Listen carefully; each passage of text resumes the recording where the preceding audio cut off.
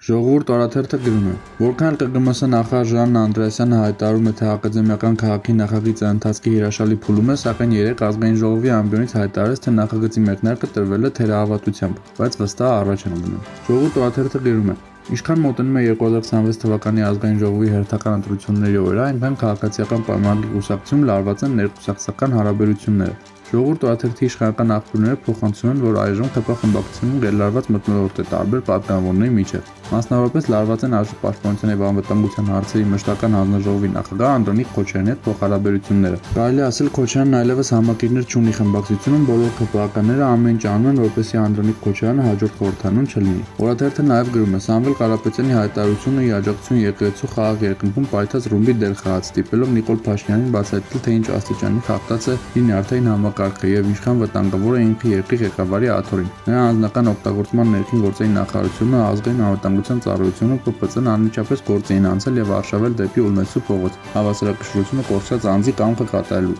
Իսկ նա գրել էր. հիմա ես դեղով կմիջամտեմ, ստահակ, ԱԺ-ում գտնվող Փաշինյանն օրվա ընթացքում 4-5 գրառում էր կատարել, մեկը մյուսից խայտառակ, և այդ հրահանգը գլխավոր դատախազը, ներքին գործերի նախարարը, ԱԱԾ տնօրենը և մյուսները ուղիղ էին հասկացել։ 40-45 անձ էր ձերբակալվել Ուլմենցու փողոցից առանց մեղադրանքի, առանց որևէ հիմնավորման, ի կատարում բռնապետի կամքի։ Հրապարակ օրաթերթը գրում է. Ինչու դեմ քվեարկեցիք ձեր իսկ հեղինակած նախագծին, երբ ընդամենը րոպեներ առաջ ԱԺ ամբիոնից հայտարարում էիք, որ սխալ է նախագիծը հետ կանչելը, ցիտում էիք Նիկոլ Փաշինյանին, որը դրական է վերաբերվել այդ նախագծին ու գաղափարին, հարցրինք ԿՊԱ-ական պատգամավոր Հայկ Սարգսյանին։ Խոսքը բանակից փողով ազատվելու աղմկահարույց նախագծի մասին է։ Ես հավատարիմ եմ խմբակցությանը, դեմ չգնացի խմբակցության որոշմանը, բայց օրեր առաջ խմբակցությունը փակ նիստ էր արել և արտահայտել իր դիրքորոշումը, որ դեմ է և ձեզ էլ հորդորել էր հետ կանչել նախագիծը, սակայն դուք անմոռոն առաջ էիք տանում նախագիծը, որն օրեր առաջ ԱԺ պաշտպանության հանձնաժողովում բացասական եզրակացություն էր ստացել։ Սարգսյանն ասաց, որ ինքը արդեն ամեն ինչ ասել է։ Գուցե Փաշինյանից եք SMS ստացել։ Ոչ, չեմ ստացել։ Նշենք, որ Հայկ Սարգսյանը նույնպես ցանկանում է ԿՊ վարչությունում անդամ դառնալ և ինքն առաջադրվել է անդամության թեկնածու։ Ընտրությունները կայանալու են աշնանը ԿՊ համագումարի ժամանակ։